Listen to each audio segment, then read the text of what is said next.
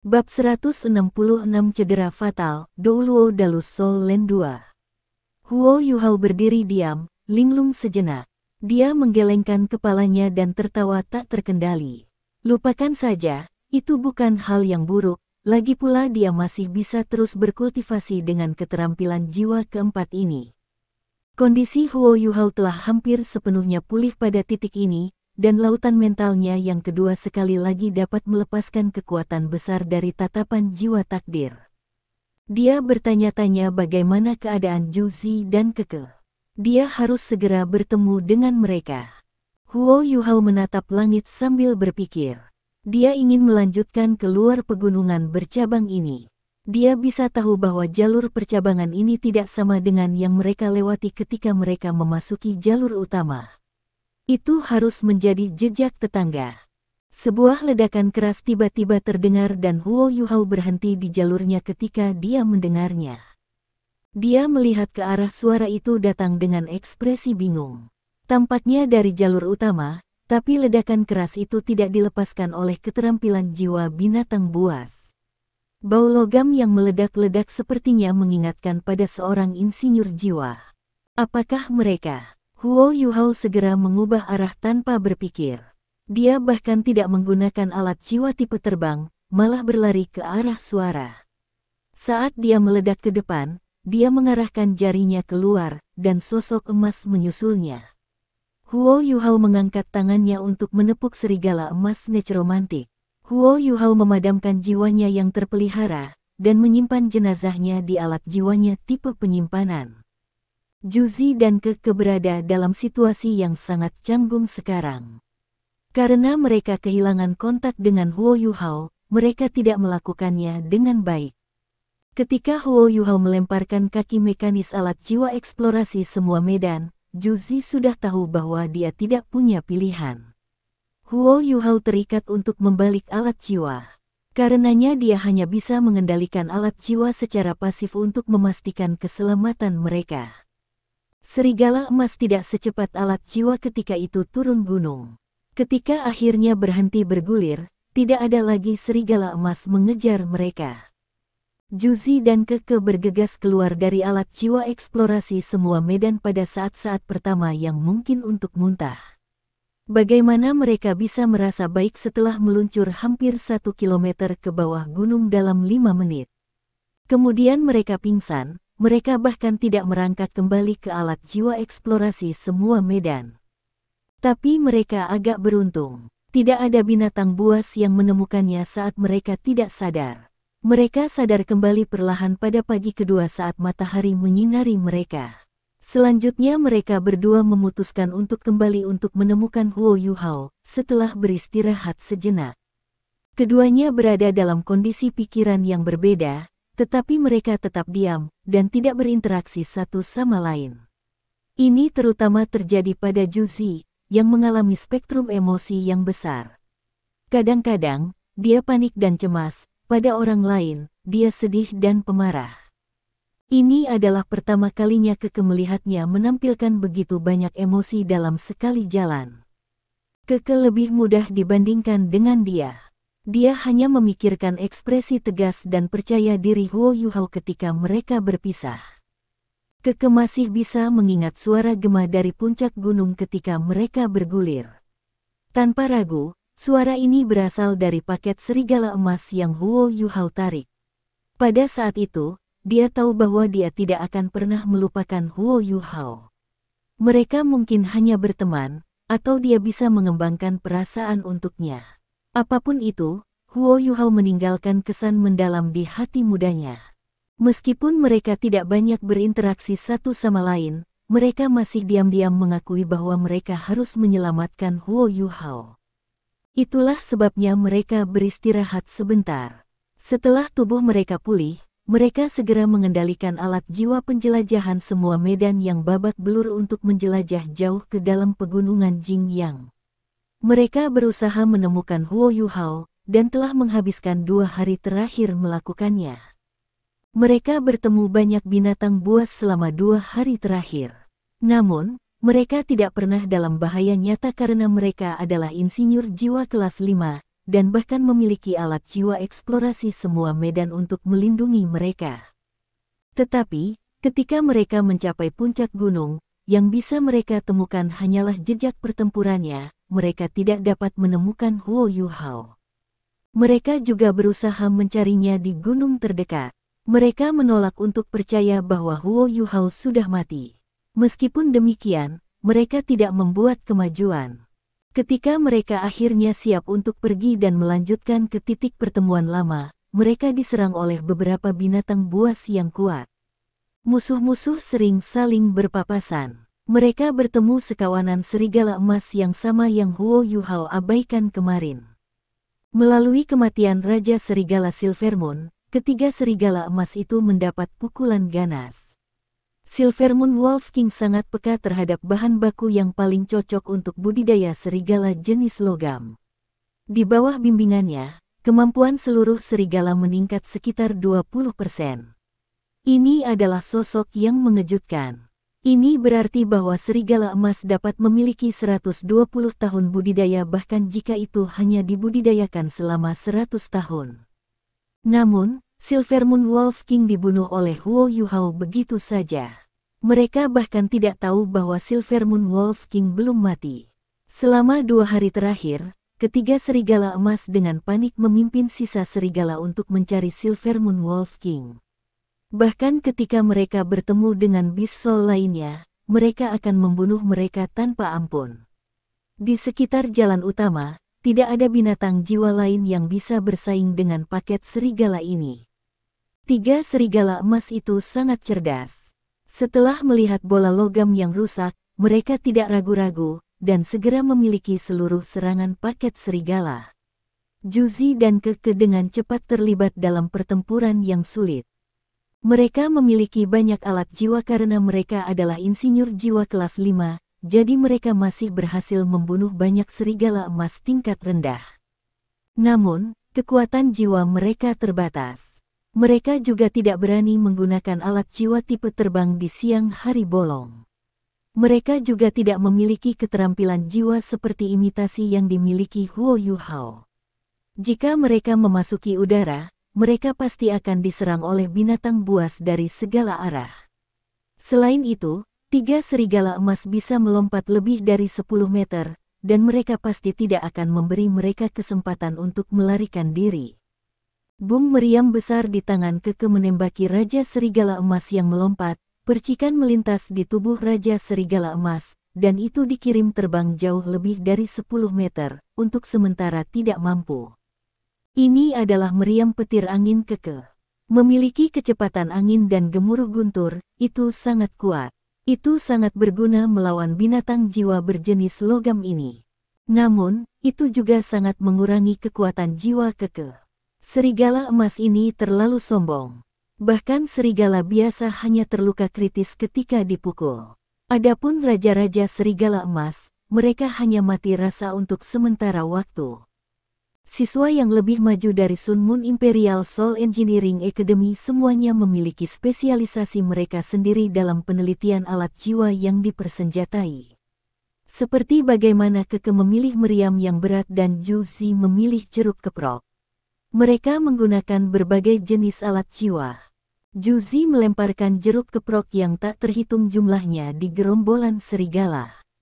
Bola cahaya yang intens tiba-tiba akan bersinar sebelum teriakan menusuk terdengar. Lampu menyentuh tubuh serigala emas, dan ledakan luar biasa terjadi. Ada banyak alat jiwa kelas 5. Namun, masalah Juzi adalah dengan tubuhnya.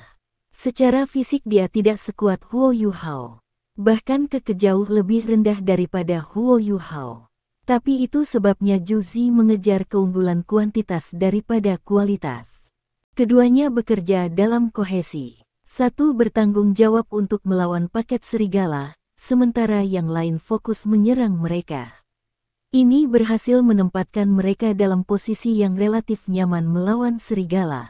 Namun, mereka tidak berharap untuk peluang mereka. Paket serigala ini sangat kuat, bahkan tanpa Silvermoon Wolf King. Bagaimana Huo Yuhao berhasil melawan mereka? Lebih penting lagi, bagaimana mereka akan melarikan diri sekarang? Keke, Kita tidak bisa terus seperti ini lebih lama. Kekuatan jiwa kita tidak akan bertahan lama. Juzi berteriak ketika dia menolak paket serigala. Matanya masih menunjukkan perasaan tenang. Apa yang harus kita lakukan? Keke bertanya dengan cemas. Juzi menjawab dengan tegas, kami akan keluar dari perangkap ini. Kemudian kita kembali ke alat jiwa eksplorasi semua medan. Saya akan mengendalikannya sementara Anda akan mengatur meriam untuk membuka jalan bagi kami, dan kami akan memaksa jalan keluar. Keke ragu-ragu, bisakah kita berlari lebih cepat dari paket serigala? Juzi berkata dengan suara yang dalam, apakah kamu lupa bagaimana kita melarikan diri terakhir kali? Kita masih bisa menggunakan trik itu jika kita berhasil mencapai puncak gunung di depan kita. Mata Keke cerah. Baiklah, ayo pergi. Mereka meletus dengan kekuatan dan membuat pasukan serigala mundur. Mereka berdua tampak sangat terbuang. Pada titik ini, cincin jiwa kelima Juzi bersinar dan melepaskan 2 jeruk keprok dengan kulit ungu. Dia melemparkan satu ke arah Keke, dan memasukkan yang lain ke dalam mulutnya. Kemudian mereka masuk ke dalam alat jiwa segala medan. Juzi yang tersebar mungkin mengebom bom jiwa, menjaga serigala emas di teluk.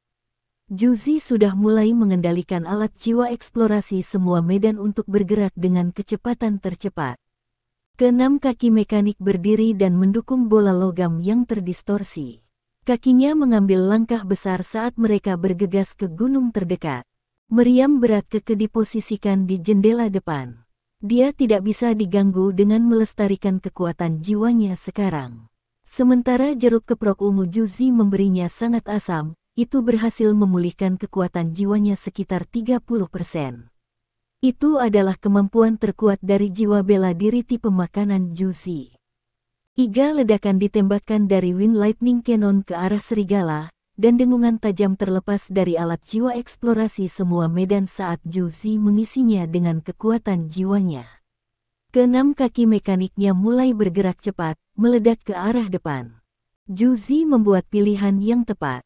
Perubahan tiba-tiba membuat serigala emas terkejut, dan tidak mampu bereaksi tepat waktu. 2 dari 3 Golden Wolf Kings sudah tercengang, dan mereka berhasil melewati mereka dengan mudah. Namun, Golden Wolf King terakhir masih dalam kondisi puncak, dan tekanannya meletus. Rambut di punggungnya berdiri tegak, dan berkelap-kelip dengan cahaya keemasan yang intens. Itu menghadap ke langit dan meraung marah lalu tubuhnya membengkak, dan otot-ototnya melotot secara berlebihan. Itu mulai mengejar alat jiwa eksplorasi semua medan seperti sambaran petir. Alat jiwa eksplorasi semua medan sangat cepat dengan kecepatan tertinggi yang terlibat. Namun, masih perlu waktu untuk berakselerasi ke kecepatan penuh. Serigala emas mungkin telah kehilangan kemampuan ofensif jarak jauh mereka, tetapi kekuatan, kecepatan dan pertahanan mereka masih menakutkan. Raja Serigala Emas meluncur maju. Itu menundukkan kepalanya dan menabraknya menjadi alat jiwa eksplorasi semua medan. Jika Huo Yuhao ada di sekitar, dia bisa menggunakan deteksi spiritual untuk merasakan perubahan di lingkungan mereka dan bereaksi dengan cepat dengan menyerang di belakang mereka.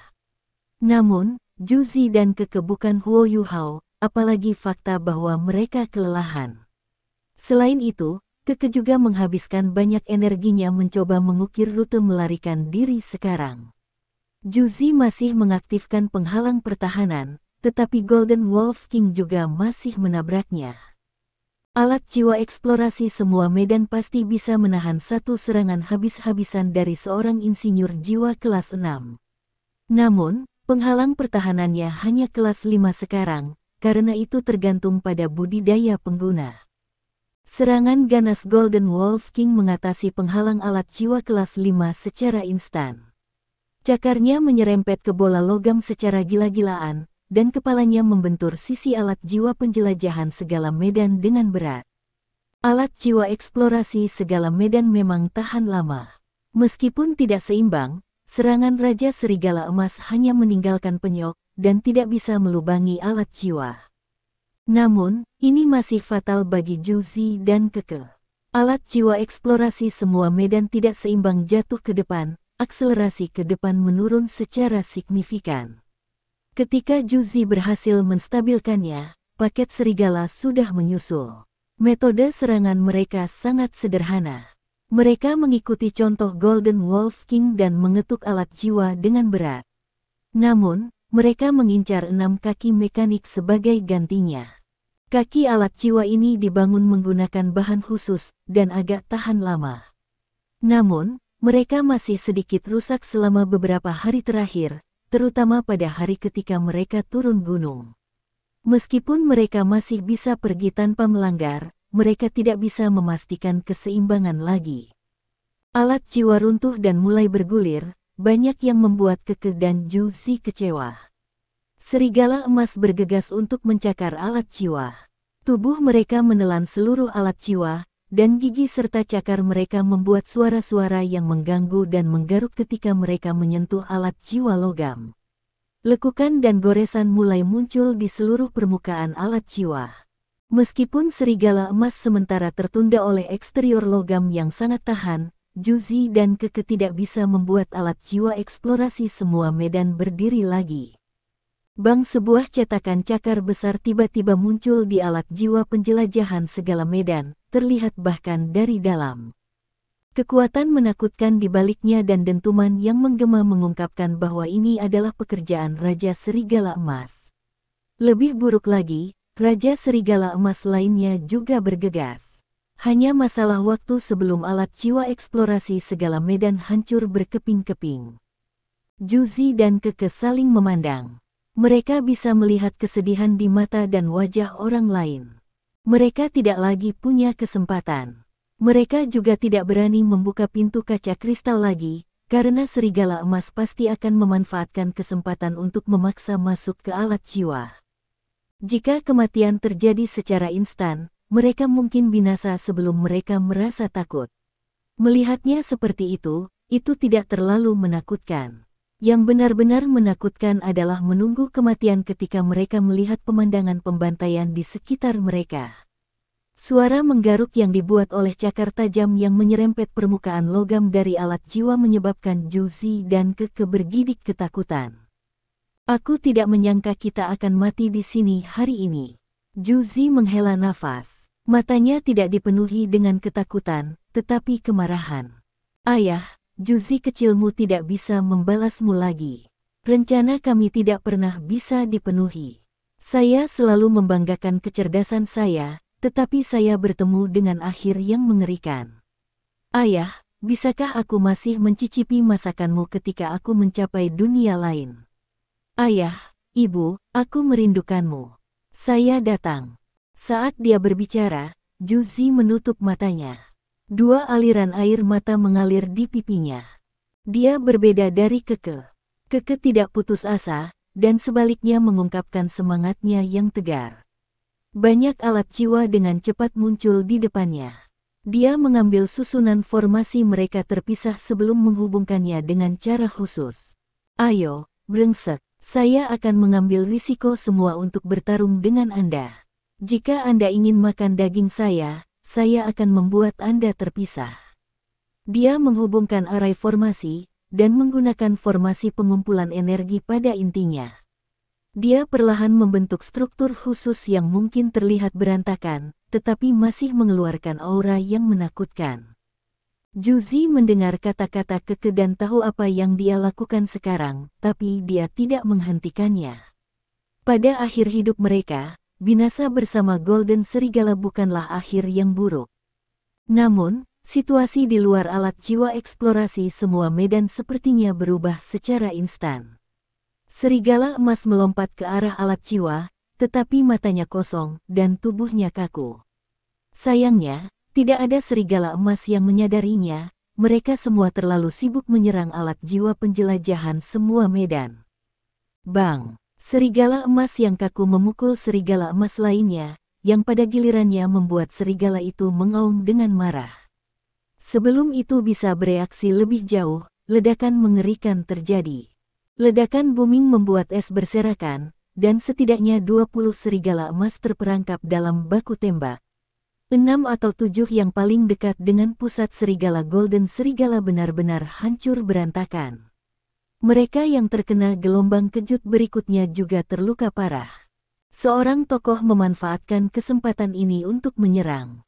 Angka ini bergerak cepat. Ketika melintas, itu bergerak di belakang serigala emas yang telah terperangkap dalam ledakan dan menusuk cakar emas gelapnya ke leher serigala. Kemudian ia melemparkan serigala emas ke tangan kirinya.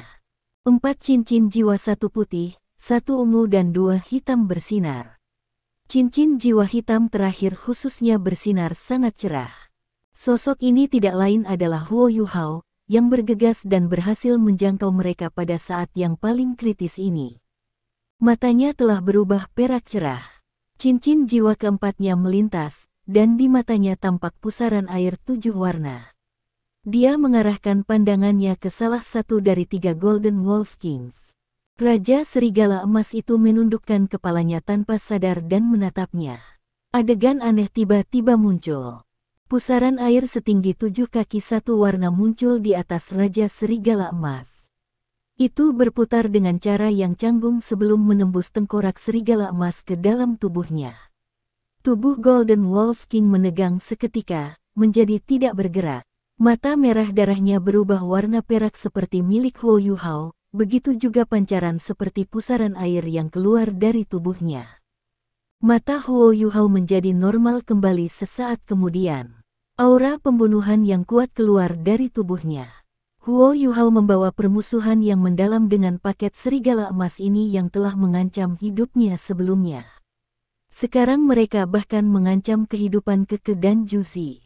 Mata nasibnya terbuka, dan cahaya keemasan-keemasan menyala sebelum menghilang. Tubuh Golden Wolf King yang lain menegang seketika. Itu hampir tidak memiliki kekuatan spiritual yang sama seperti yang dilakukan Silver Moon Wolf King. Itu bahkan tidak bisa melawan ketika berhadapan dengan kekuatan dari Destiny Soul Gaze. Itu pecah setelah tubuhnya menjadi kaku, dan darah segar tersebar di mana-mana. Itu terbunuh seketika.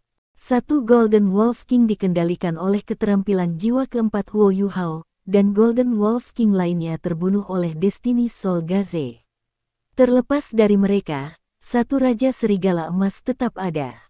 Sisa dari Serigala Emas sebagian besar terpesona selama ledakan sebelumnya. Huo Yuhao melemparkan mayat Serigala Emas di tangannya, dan teknik ledakan es mengungkapkan kekuatannya. Sekali lagi kekuatan ledakan mengerikan mengguncang seluruh area. Mayat Golden Wolf sebelumnya dipelihara oleh Huo Yuhao. Secara umum, kekuatan jiwa binatang buas akan menghilang dalam 1 jam setelah kematian, setelah itu tidak akan menjadi bom yang baik untuk teknik ledakan es.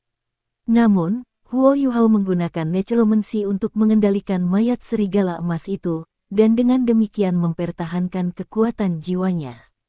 Kekuatan jiwa ini hanya dirilis setelah Huo Yuhao memadamkan jiwanya, yang membuatnya berguna dalam situasi saat ini. Hanya ada 40 serigala emas yang masih mampu bertarung sekarang. Yang terakhir dari Raja Serigala Emas melolong, menatap tajam di matanya. Itu melompat ke arah Huo Yuhao. Tanpa diduga, sepasang cakar serigala dengan paksa mengenai tubuhnya saat melompat ke depan. Cakar serigala yang menakutkan ini menusuk tubuhnya melalui sayapnya sebelum akhirnya ditarik kembali.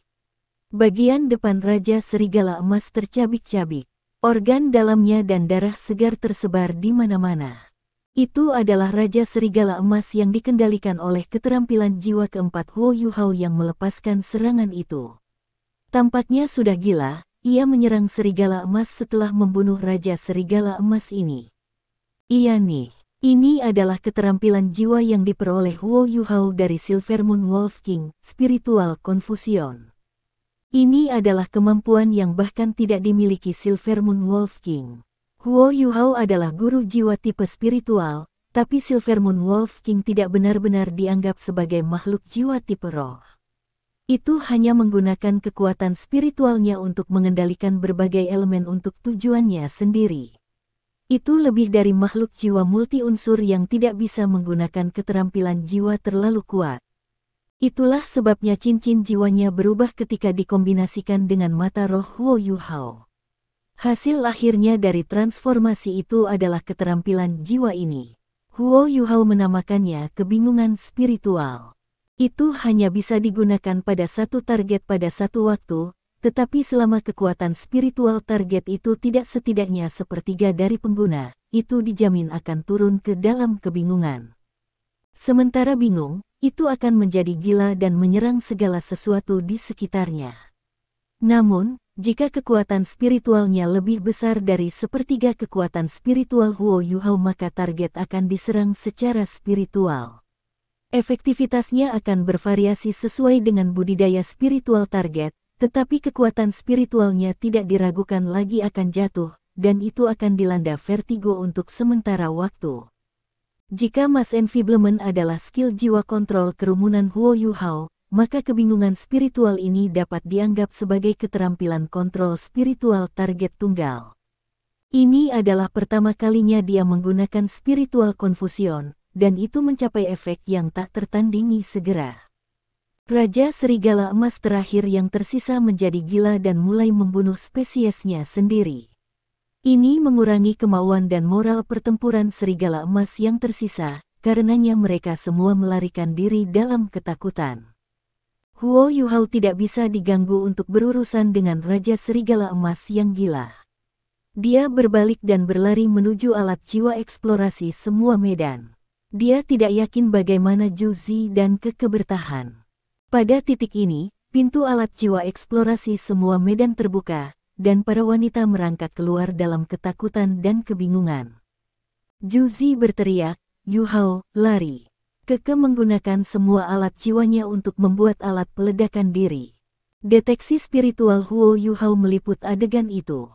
Dia jelas merasakan kekuatan internal yang menakutkan dalam alat jiwa eksplorasi semua medan, naik dengan cepat. Pada prospek yang menakutkan ini, dia hanya menunjukkan kejantanannya lebih jauh.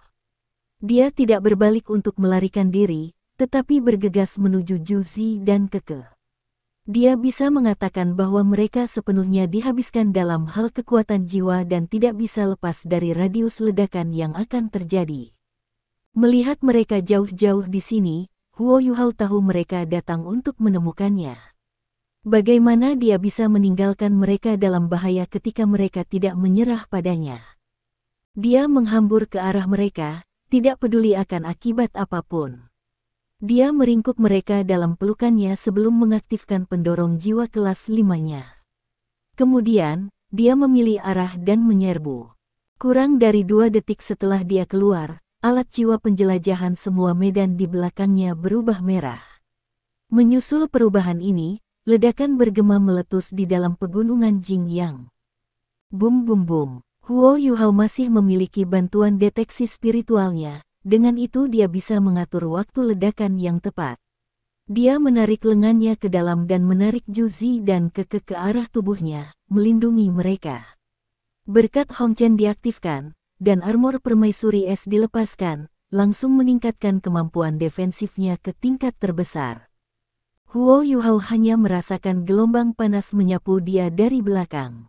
Dia merasakan tubuhnya dan semua yang lainnya tampak terbalik tiba-tiba. Rasa manis dan mencurigakan naik dari tenggorokannya saat armor berkat dan permaisuri Hong Chen hancur. Segala sesuatu di depan matanya menjadi hitam, dan dia kehilangan kesadaran. Ledakan menakutkan yang Keke buat terlalu kuat. Dia telah menggunakan semua susunan formasi di gudang alat jiwanya. Dia benar-benar ingin menyeret sebanyak serigala emas ke kubur bersama mereka. Sudah terlambat untuk membalikkan ledakan ketika dia dan Zhu Zi tahu bahwa situasi di luar berubah. Semua orang haus untuk bertahan hidup. Ketika mereka menyadari bahwa bahaya di luar ditaklukkan, mereka dengan panik mencoba melarikan diri. Keke dan Zhu Zi tidak terkena langsung oleh kekuatan ledakan, dan dengan demikian mereka masih bisa melihat apa yang sedang terjadi. Mereka bisa tahu bahwa udara di sekelilingnya telah tampak terdistorsi. Selanjutnya, kekuatan mencekik menyapu mereka. Namun, itu tidak seberapa dibandingkan dengan gelombang kejut yang melindungi Huo Yuhao dari mereka. Raja Serigala Emas yang masih dalam kondisi bingung langsung dilenyapkan oleh kekuatan ledakan, bahkan jenazahnya tidak ada lagi. Pendorong jiwa kelas 5 telah mendorong Huo Yuhao dan para gadis lebih dari 100 meter dalam 2 detik. Itu sebabnya mereka hanya diserang gelombang kejut dari ledakan. Huo Yuhao memuntahkan darah ke seluruh 2 wanita itu. Setelah itu, mereka bertiga jatuh ke tanah bersama. Juzi dan Keke hampir pingsan karena ini, tetapi mereka bertahan dan membuka mata lebar-lebar. Mereka yakin bahwa Huo Yuhao akan lolos tanpa cedera jika dia hanya mendengarkan kata-kata Juzi dan segera melarikan diri. Juzi masih baik-baik saja secara mental. Dia hanya khawatir dan mengkhawatirkan keselamatan Huo Yuhao. Namun, Keke dipenuhi dengan penyesalan. Jika dia tidak begitu impulsif dan mengamati situasi di luar, semua ini tidak akan terjadi. Serigala emas tidak melakukan apapun padanya, tapi dia hampir terbunuh oleh bomnya sendiri pada akhirnya. Saat dia memikirkan ini, Keke merasa jantungnya ditusuk dengan pisau. Darah segar mengalir dari hidung Huo Yuhao. Dia menjadi sangat pucat. Juzi dan Keke berjuang saat mereka keluar dari pelukannya. Ketika mereka melihat kembali ke kejauhan, mereka tertegun. Tidak ada yang tersisa dari alat jiwa eksplorasi semua medan.